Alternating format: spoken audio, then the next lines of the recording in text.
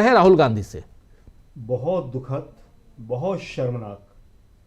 अखिलेश यादव जब मुख्यमंत्री थे और उन्होंने मुख्यमंत्री निवास लखनऊ में खाली किया था, तो उस मुख्यमंत्री निवास को, सरकारी निवास को, गंगा जल से धुलवाया गया था। और अखिलेश को वो बात याद है।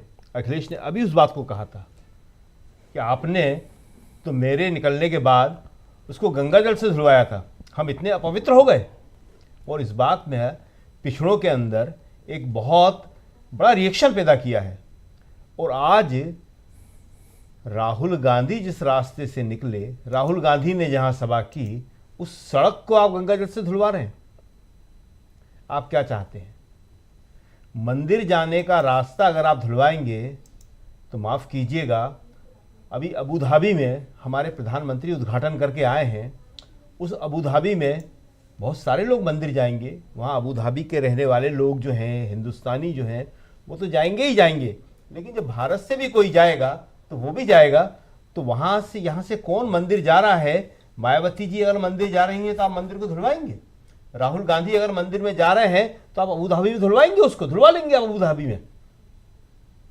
ये जो है पूरी दुनिया के सामने एक बहुत बड़े शर्म की बात आने वाली है सामने, कि हिंदुस्तान के अंदर, और हिंदुस्तान में कहाँ, काशी विश्वनाथ, जहां बाबा का दरवाजा सबके लिए खुला हुआ है, आप देखिए कि कैमरा ले जाने की परमिशन रद्द कर दी, निरस्त कर दी। अरे बाबा को हाजिरी लगाने राहुल गांधी गए थे, वो हाजिरी तो लग गई। कोई अगर उससे निरस्त करवा सकता है तो हम मान जाए। राहुल गांधी शिव भक्त हैं, वो बाबा के सामने हाजिरी लगाने गए थे, बाबा के सामने उन्होंने हाजिरी लगा दी। और आखिरी में भी उन्होंने यही कहा कि सबको सन्मति दे भगवान। उन्होंने किसी के लिए ये नहीं कहा कि ऐसा हो, दुष्टों को भी दे।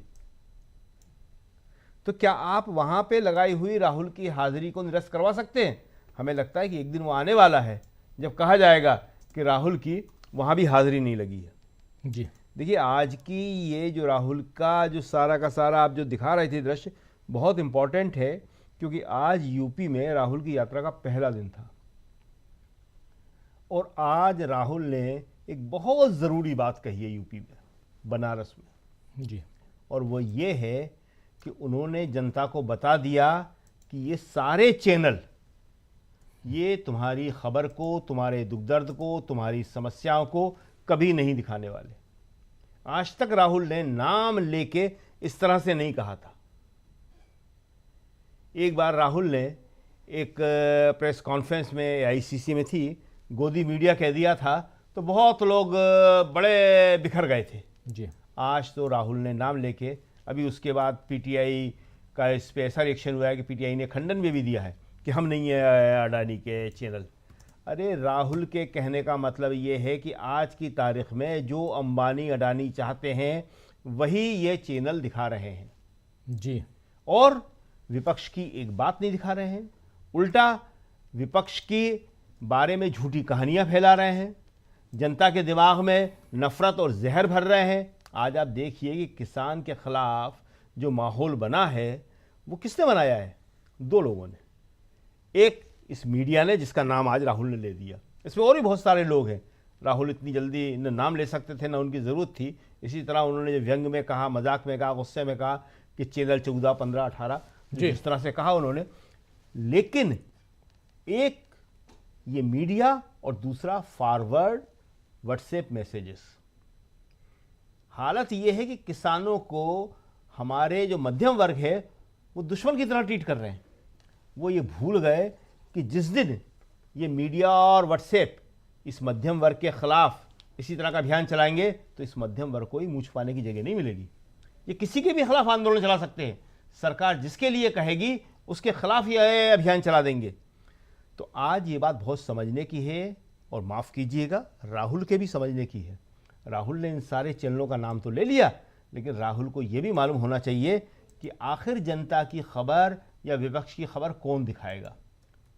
राहुल ने एक काम तो बड़ा अच्छा किया कि वो यात्रा कर रहे हैं। उन्होंने कहा कि मैं यात्रा कर ही इसीलिए रहा हूँ कि मेरी खबर दिखाई नहीं जाती है, पार्लियामेंट में जो बोलने नहीं दिया जाता है। मगर इसके अलावा जो है, जो अल्टरनेटिव मीडिया है जी, वो राहुल की खबर दिखा रहा है। और इसलिए दिखा रहा है राहुल की खबर कि पत्रकारिता का जो मुख्य काम होता है वो प्रतिरोध का ही होता है।